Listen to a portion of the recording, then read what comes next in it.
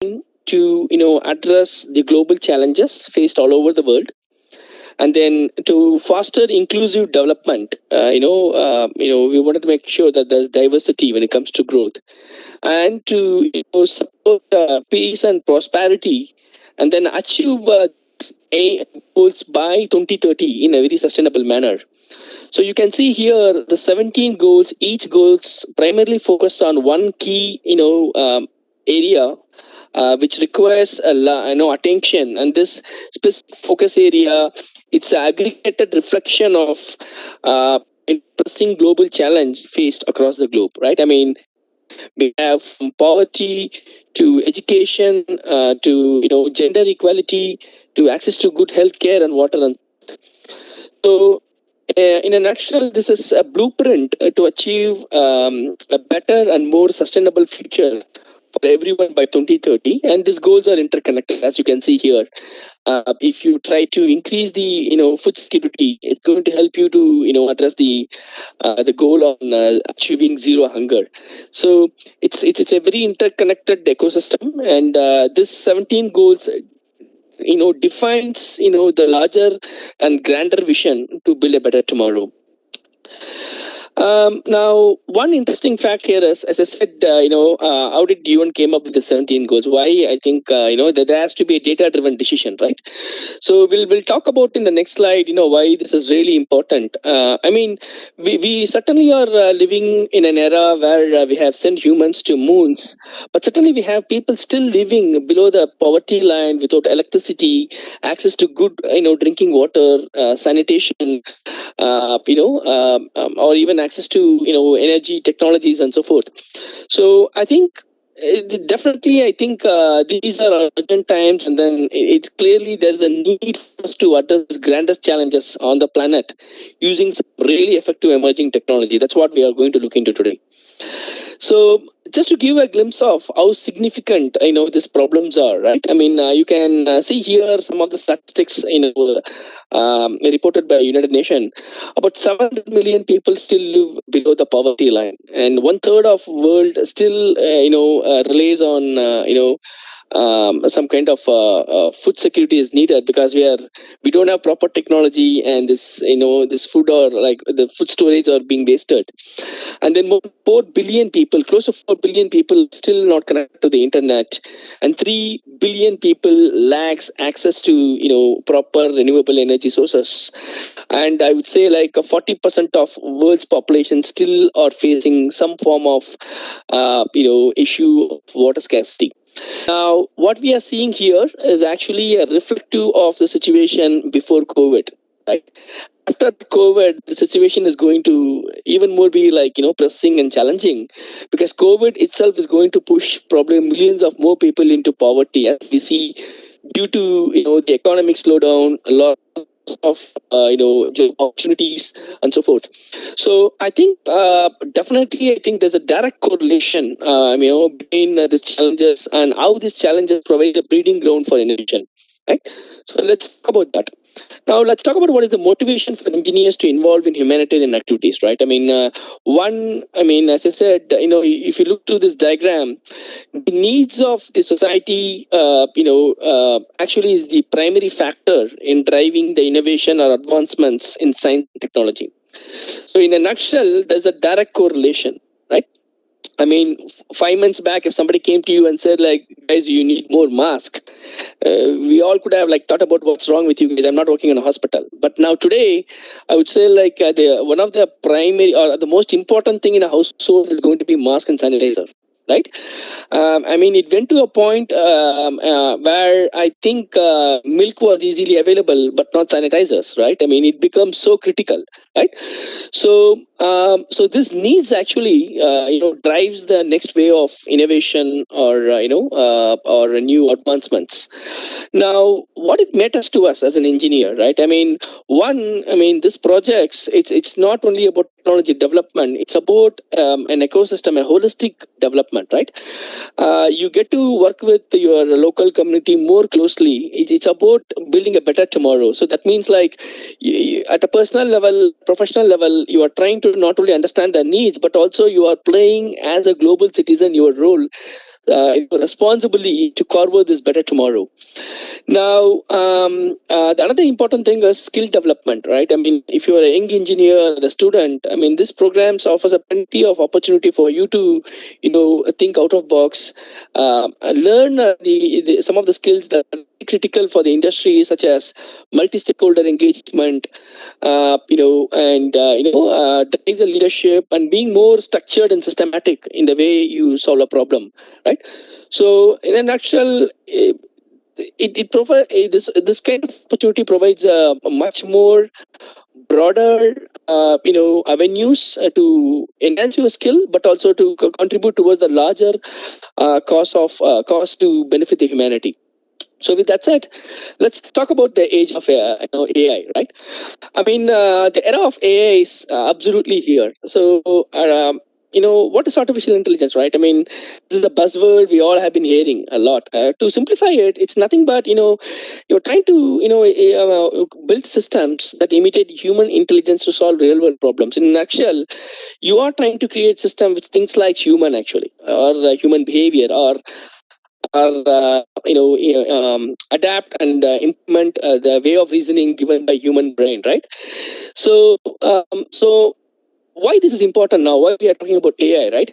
I would say like AI is completely revolutionized in the last 5 to 10 years. I would say it's radically changed the way we think, we live and collaborate. So if you all sit and think about how AI is completely integrated to your daily life, one classical example here is we start our day, right? We go out for walking, and your smart speakers like Google Home or Alexa sends you a reminder, right? What you are planning for the day. And then you're going for a walk, and your Apple Watch actually monitors the number of steps, calculates the calories burnt, and then you come back home and you look at your refrigerator, which gives you like smart refrigerators providing you recipes to make breakfast based on the content of your fridge. And then you go to your office, and then you put onto your destination on the Google maps, and it provides the best possible route based on the current traffic conditions. So all the systems what we are talking about, it's all powered by AI. Okay, so and there are different core technologies of AI which comes into play actually. For example, ranging from predictive systems to natural language understanding, computer vision, and so forth. So definitely, the age of AI is here. But the question now is, we at one end we have this massive technology, at the other end we have massive demand, right? I mean, we have a huge opportunity for innovation based on the needs of the social development. So how do we match these two together so we could amplify the impact and leverage this transformative technology to address these grandest challenges on planet Earth? That's what we are going to see now. Now, let's talk about a little bit, before we get into the topic, because I want to make sure, the audience have a 10,000 feet understanding of what are the popular things and what we are talking about here. So, some of the buzzwords, again, AI provides more capability. I mean, some of the core capabilities I would like to highlight today is that machine learning, computer vision, natural language understanding, and speech recognition. So, let's spend about 30 seconds each of these words. Now, machine learning, as you see here, it's nothing but it's a core AI technique that enable you to create a system. The system can be an automated system, or can be a hardware system, or can be a software system, or it can be a hybrid system. The nutshell here is it provides this capability to the systems to process massive amount of data. And then the most interesting thing is to interconnect the underlying pattern in this data, right? And then derive meaningful insights for decision making. So what we are really trying to do here is, in a way, we are trying to create a system that's to imitate human behavior or human way of thinking, right? If I tell you like 5 questions, I gave you like relevant answers, and then if I put forth the next question, I think our brain has been has been well trained, and it can make a prediction out of that. That's what nutshell machine learning is trying to create such systems actually, right? Or else what we typically do is, we have to sit and come back with a comprehensive list of if and then condition, right? If I ask you certain question, this is a response. It looks great with a fewer number of cases, but as the number of cases grows, I think like it becomes totally impossible for us to do it. That's where machine learning comes with effective scientific method and algorithms that help you to create such systems and train those systems to do effective predictive analysis and so forth. Now there are different techniques to it. And one of the popular techniques is deep neural networks. It's deep learning, where the idea is to create a neural network, a representation of the neural network, and then leverage that specific model to actually address humanitarian space or the problem at hand. So we'll talk about that in a second. And then computer vision, it's very, as the name implies, computer vision. You are kind of providing the ability for the computer, just like an eye, to actually look into the visual information contained within your video and digital images, and then to generate inference out of it. A classical example here is many of you, when you go to the airport, right, you will be subjected to screening, right? And that screening, actually, if you look through, baggage contains thousands of items, and scale it by the number of passengers that passes through those screeners, right? It's become a lot more computationally intense problem. But then it needs to be done at a much quicker SLA. We cannot really wait for 5 minutes for one baggage. So that's why I think applications like computer vision comes into really play where we are able to quickly handle those kind of huge number of images and then make a prediction out of that. Now, with that said, let's typically just to understand, here, of course, some potential avenues where AI could be available here is one major area I would say here is, before we talk about AI, and in a nutshell, we create models out of the AI, right? I mean, these models are created through in a life cycle where first you create a model and then you train the model with a training set. Giving the ability for the system to understand what is the input, what is the expected relevant output. And over the course of time, the system by itself becomes so smart and it can come to a state where it can learn from the input pattern and it can make its own recommendation to you, right? Just like human, right? So we have different categories of systems or methods we could employ here, like supervised learning to unsupervised learning to reinforcement learning and so forth.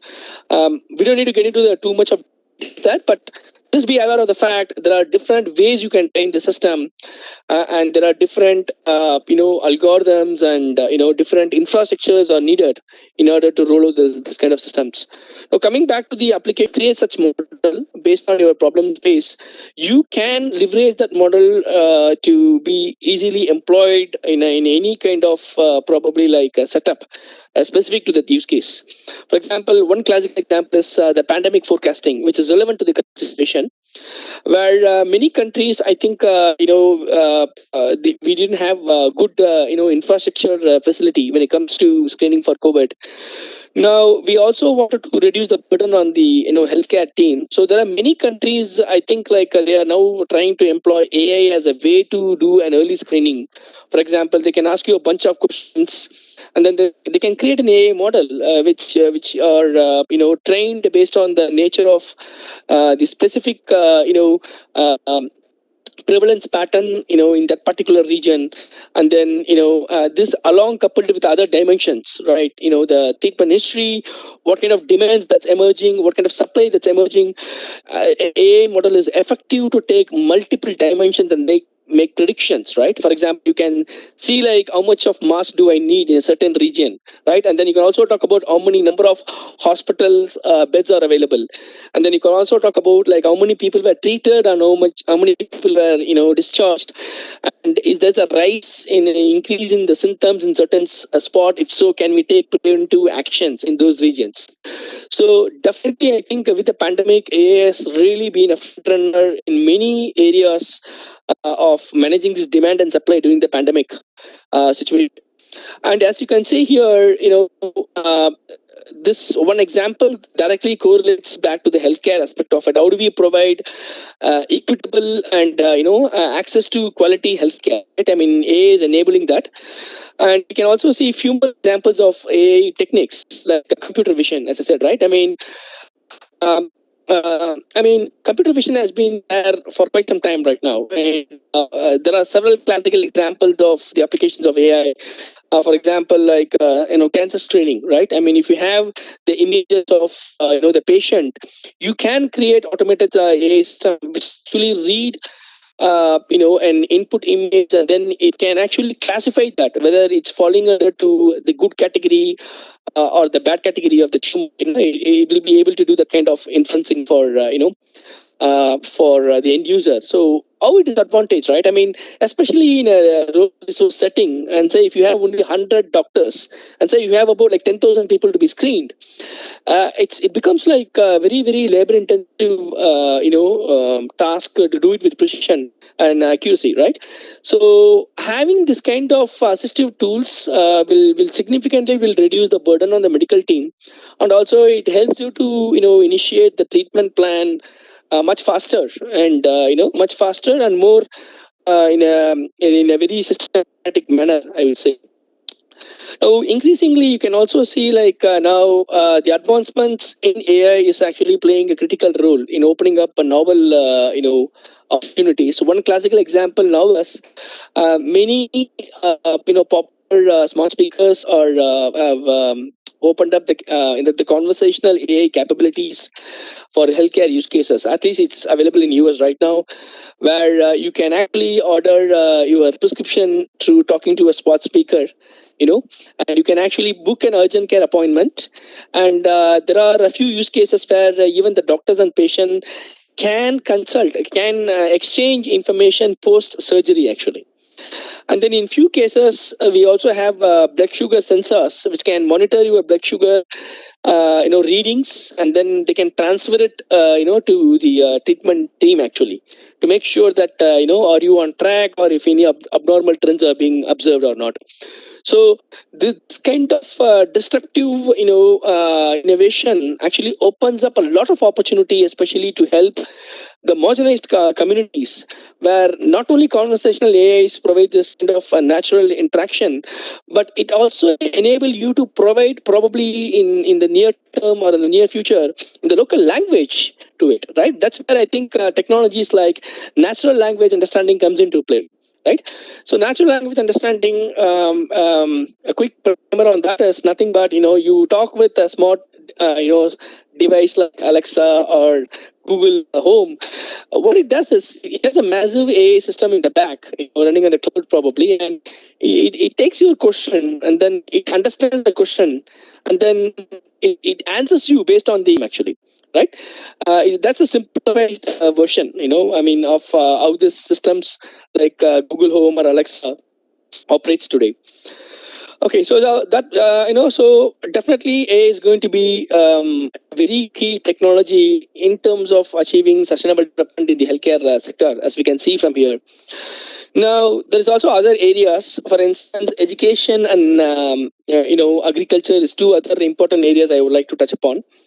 Now, okay, there are different. I mean, it deals with data sources. I mean, it deals with massive amount of data, right? You're talking about billions and billions of transactions happening in certain systems every day, right?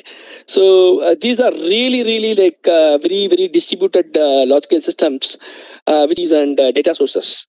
One core fundamental principle or critical aspect of an AI system is the data, because remember you are creating your AI models based out of the data. So in few use cases you have a good representation of data in a more structured way. Like for example, if you take healthcare or if you take education, you can leverage satellite images, census data, or even electronic health records to train your systems. But there are use cases where, like in pandemic situations and all, where you don't have a good representation of data, right? In those use cases, I think the partnership with your local players becomes very critical, because they'll be able to help us to define the data model, which in a nutshell is critical to craft the knowledge for your system. Now, here we can see AI systems are increasingly being used for education. If you see, like I spoke earlier about 4 billion people are yet to be like connected to the internet. Think about the possibilities, of having an AI-based tutoring system, right? I mean, today when you to say YouTube and say you kind of like watch a machine learning or some educational content, you can see like there's immediately a recommendation that comes to you, right? That this is completely an AI system. The AI system, it also holistically monitors the similar interaction across multiple users across the globe, and then it provides a prediction to you what is relevant to you, what is relevant to you based on your interest, what is relevant to you based on the aggregated nature of users who have watched a similar kind of videos, right? And we have now for education specifically, we have like personalized content which can be delivered to you, right? For instance, that's what I said, right? I mean, gone are the days where we all go and get same set of syllabus or so forth. Now I think with the advent of AI, virtual universities is pretty much possible, where each individual can even have their customized syllabus, curriculum. They can follow their passion. You can do a master in music, at the same time you can do a master in machine learning, and then you can work on an integrated approach. So this kind of possibility are going to revolutionize, especially for helping children, especially in the marginalized communities in developing nations, actually, right? Possibilities of providing conversational AIs to train the children in other languages and so forth, seems to be powerful use cases. Now, agriculture is another important area where I think now IoT, as you all know, like is Internet of Things, basically leverages sensors, and using this sensor, you collect a massive amount of data, and then you can have AI algorithms to consume this, data to make some predictive analysis. One classical example here, many of us are very familiar, like if you can have sensors on the ground to measure the moisture content, the nutrient content on your land, probably you can have an AI system which can make the prediction about what is a good crop in the near term, and then that can actually help the farmers to make a data-driven decision, both profitable as well as to increase their yield, which in turn will address key areas of hunger management and so forth. Okay, so we have spoken about how AI could be applied in many of this pressing humanitarian challenges. Let's also be mindful for the fact every technology comes with its own positive aspect and negative aspect. So with AI, it is important that you use it in a very responsible way, actually. And especially when you're working on a program, it's very important that you take your fairness, inclusiveness, and some of the privacy controls in place, because um, start thinking, when you start devising the system, what happens if somebody steals the data, right? If somebody takes about your your sensitive data, like your personal information, like your social security numbers or even your bank details, I mean, that's not good, right? And even like in some cases, you have to be mindful, are you developing your technology the right way? For example, what happens if you train your AI models in a specific data set which is not a representative, right? Then the problem becomes the AI is going to worsen the problem for you, because it's going to be very biased towards one set of dimension, which is not good, right? So you have to make sure that data you use to train your models, or your dimensions that you're enforcing are reflective of a wide spectrum of dimension. It can be based on, I mean, in actual, there has to be diversity in terms of representation, your user pool or the problem at hand. And another thing I would say is like you need to also have robust security models in place, which will enable you to kind of de-risk the possible security attacks that can happen to your end user or the infrastructure on the system itself.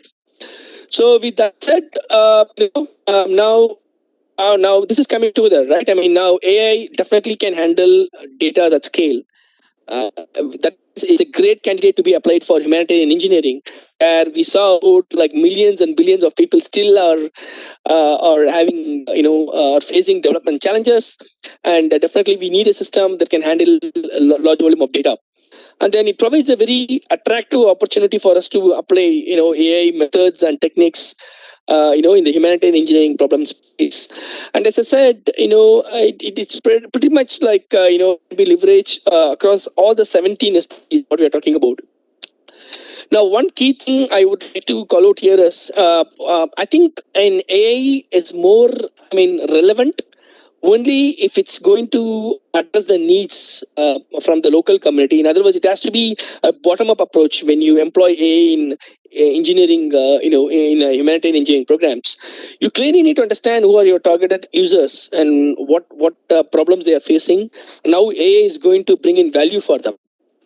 If you can deliver a solution without involving AI, I think that is the best decision you have to make, because it's not necessarily we leverage AI for every single problem. We just need to use it at the right way so that we can amplify our social impact here. Right, so you can see here one classical, a very interesting diagram here. As a committee actually wanted to get a swing. You can see here, this is how people explained it, and this is what how people build it. Engineers build it, but this is what actually the expectations are. So, in a nutshell, from the needs of the local community is very critical, irrespective of any technology-driven program that you plan to roll out or develop.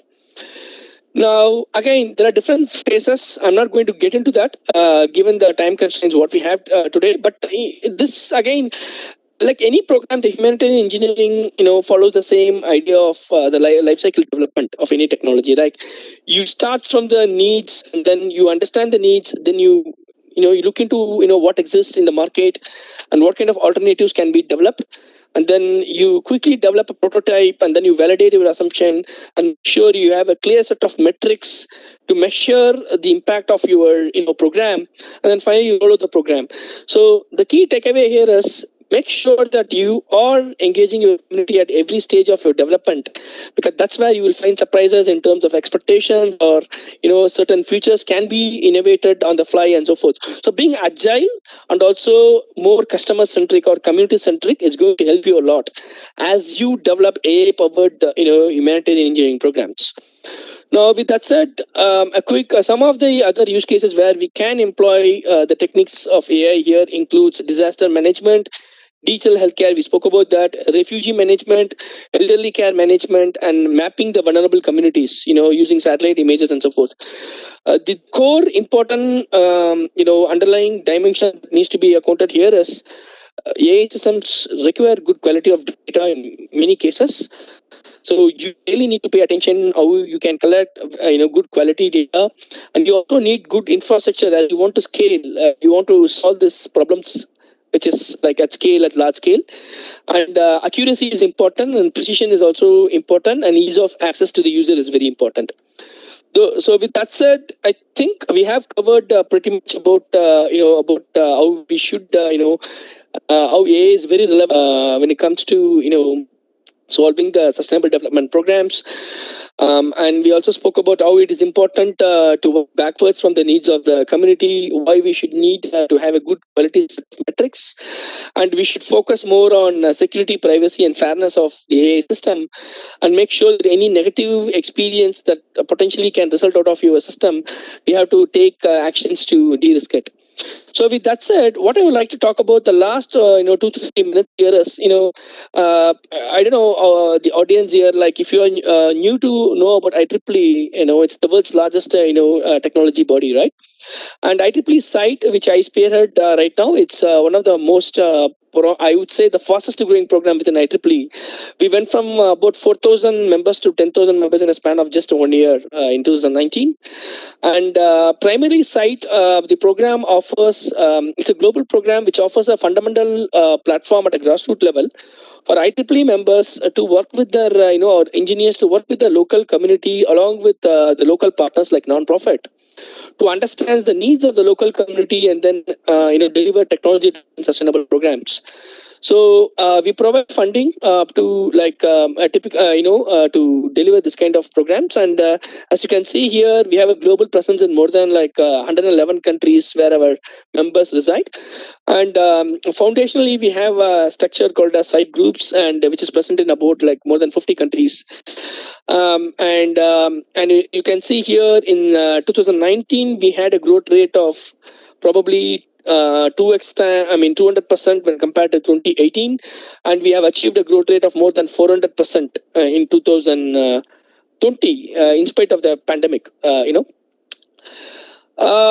Site membership is free. We provide opportunity for you for the end user or the members to actually participate to get trained in sustainable development programs, to participate in these programs, to connect with the local community, and increase your networking opportunities as a member, and also at a larger, context.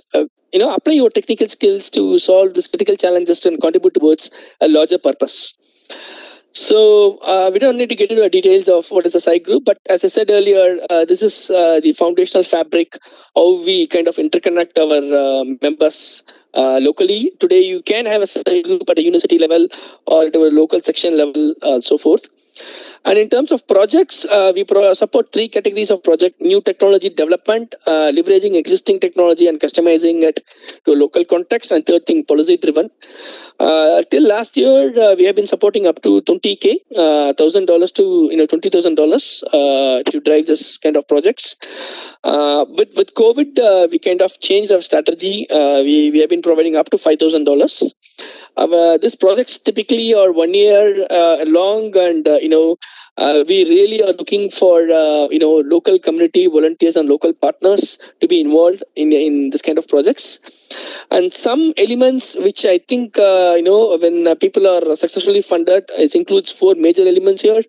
We primarily look for the community, their needs, working backwards from their needs, and we look for your technology development plan. What kind of technology you plan to develop, or what exists, how do you, and then who are your partners, what are the roles and responsibility, and what is your metric, how are you going to quantify your success. And then finally, what is your plan of sustainability? I mean, once you develop and roll out your technology, how the local community is going to observe that and keep it going. So if you haven't participated in a site program, or if you're not a site member, definitely take a look at it. There's a plenty of opportunity for you guys to participate. Everything comes free here. As I said, all you need is a passion to participate in this kind of programs. And if you have questions, happy to answer them. Write to me. And you can see here some classical examples of some of the projects what we have funded. And as you can see, it pretty much is across the entire spectrum of SDGs: healthcare, agriculture, hunger management, food security, and so forth. So definitely, I think this is an amazing opportunity to not only to apply your skills, but also to contribute to the larger goals of UN Sustainable Development.